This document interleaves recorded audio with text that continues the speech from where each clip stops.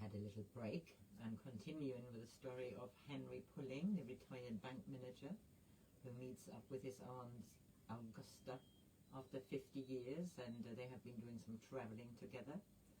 And he is now finally in Paraguay and has Conti there. And he's taken our money again. I am here in chapter 4 of the second part, and I continue where I stopped. He meant to be back yesterday, but there has been a lot of rain and the roads are very bad. She looked with pride at the empty shell of her house. She said, "You won't know this place in a week's time. When the chandeliers are hung in the hall and the furniture arrives, I so wanted it to be ready for you before you came. But there were delays in Panama. A lot always depends on Panama." "And what about the police?" "Oh, they won't interfere with an established business," my aunt said.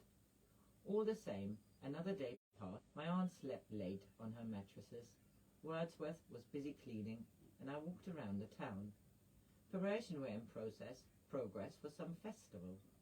There were decorated cars of pretty girls parked at side street corners.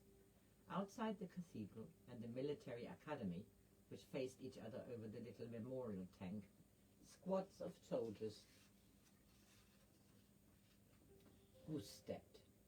There were pictures of the general everywhere, sometimes in uniform and sometimes in civilian clothes, looking like the amiable, well-fed host of a Bavarian Bierstube. There had been unpleasant stories in Buenos Aires about his early rule, enemies tossed out of airplanes into the jungle, bodies washed up on the Argentine shore of the two great rivers with their hands and feet bound with wire. But there were cheap cigarettes on the street and cheap whiskey in the stores and no income tax to pay, so my aunt had told me. And even the bribes were not unreasonable if one were doing well and could pay regularly. And the oranges lay under the trees, hardly worth the bother of gathering, when they were 3 pence a dozen in the market, and everywhere was the smell of flowers. I hoped that Mr. Visconti's investment would prove a success. There were worse places than this to end one's days. But when I returned home the second evening, Mr. Visconti was not there, and my aunt was having a bitter argument with Wordsworth. As I crossed the lawn, I could hear her voice sounding hollowly from the empty hall at the end, at the head of the garden steps. "I am not your baby girl, Wordsworth, any more. Understand that." "I have kept enough money," Wordsworth's voice replied. "You've taken plenty of my money in the past. The CTCs you've had from me and all my friends." "Ah, take your money them times because you love me. You sleep with me. You luck jig with Wordsworth. Now you no sleep with me. You no love me. I no want your damn money. You give it to him. He take everything you got. When you got nothing at all, you come to Wordsworth, and I work for you and I sleep with you, and you love me, and you luck jig all the same time." I stood at the bottom of the steps. I couldn't turn my back and walk away. They would have seen me. "Don't you understand, Wordsworth? All that's finished now. I have Mr. Visconti back.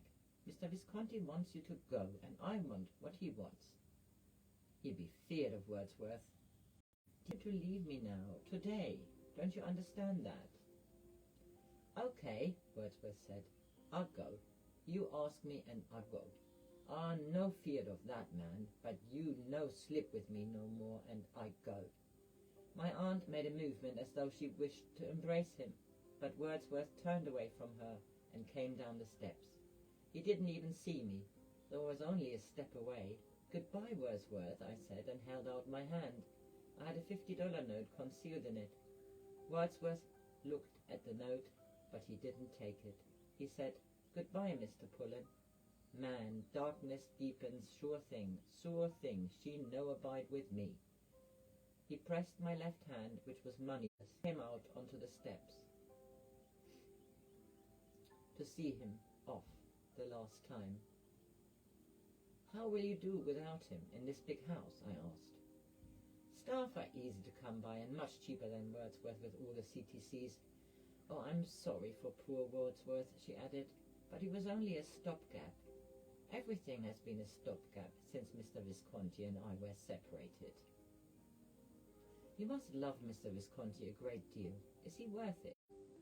I've never wanted a man who needed me, Henry. A need is a claim. I thought that Wordsworth wanted my money and the comfort I gave him at the Crown and Anchor, but there's not much comfort for anyone here, and you saw how he wouldn't even take a CTC. I'm disappointed in Wordsworth, she added, as though it were irrelevant. Your father was pretty untouchable too. All the same, I found your photograph in Rob Roy.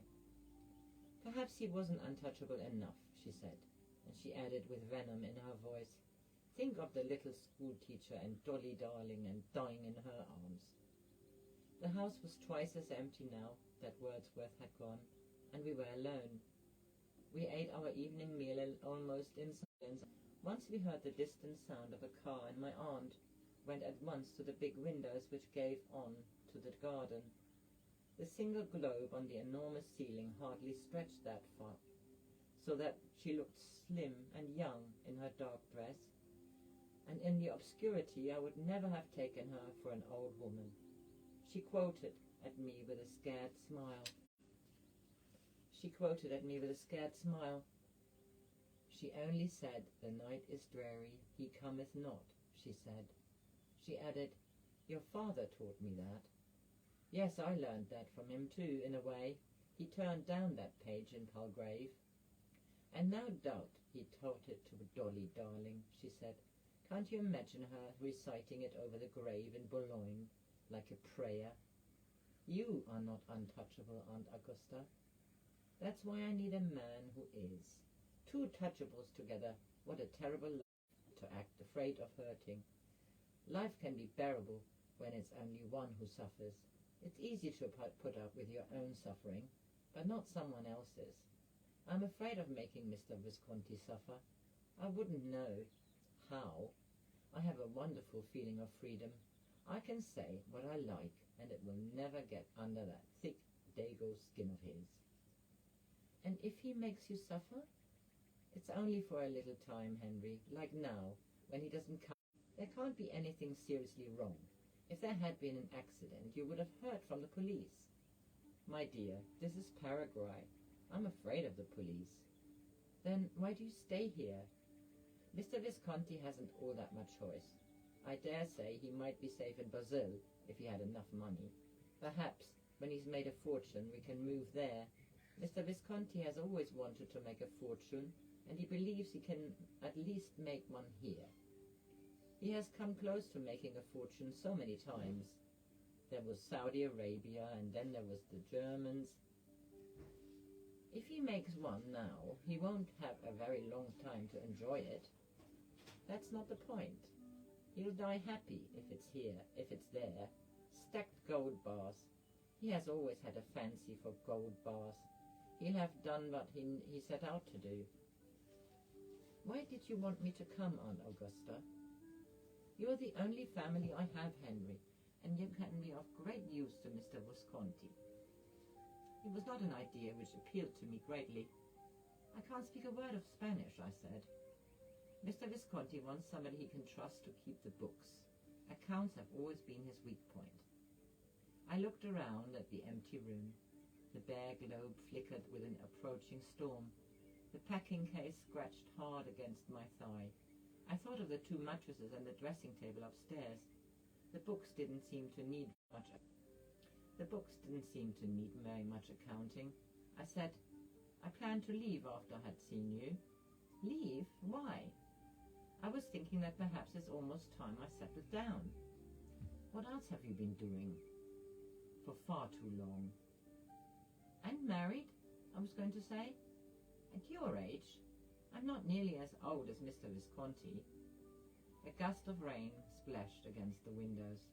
I began to tell my aunt about Miss Keene and of the evening when I had nearly proposed to her.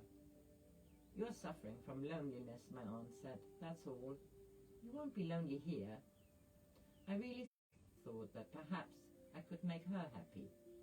I was arguing without conviction, waiting for my aunt's denial and even hoping for it. In a year, my aunt said, what would you two have to talk about? She would still sit over her tatting.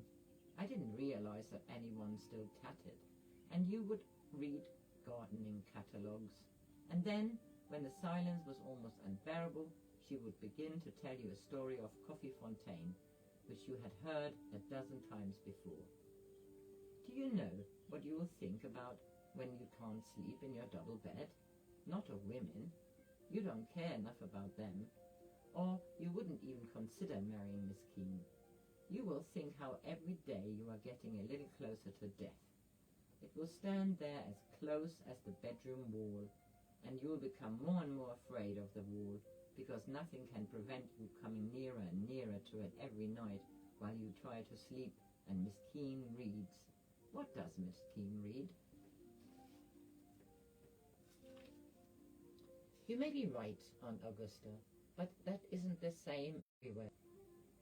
You may be right, Aunt Augusta, but isn't it the same everywhere at our age? No, here it isn't. Tomorrow you may be shot in the street by a policeman because you haven't understood Guarani, or a man may knife you in a cantina because you can't speak Spanish, and he thinks you are acting in a superior way. Next week, when we have our Dakota, perhaps it will crash with you over Argentina. Mr. Visconti is too old to fly with a pilot. My dear Henry, if you live with us, you won't be educated you of its own accord without your help, and every day you live will seem to you a kind of victory. I was too sharp for it at that time, you will say, when night comes and afterwards you will sleep well. She said, I only hope the wall hasn't found Mr. Visconti. If it has, I don't know whether that stopped. I read the last sentence again. She said, I only hope the wall hasn't found Mr. Visconti. If it has, I will have to go out and look for it myself. So the internet kept cutting out again. I hope this is all right. Chapter 5, next. That was the end of a long chapter 4. Have a good Sunday. It's the 22nd of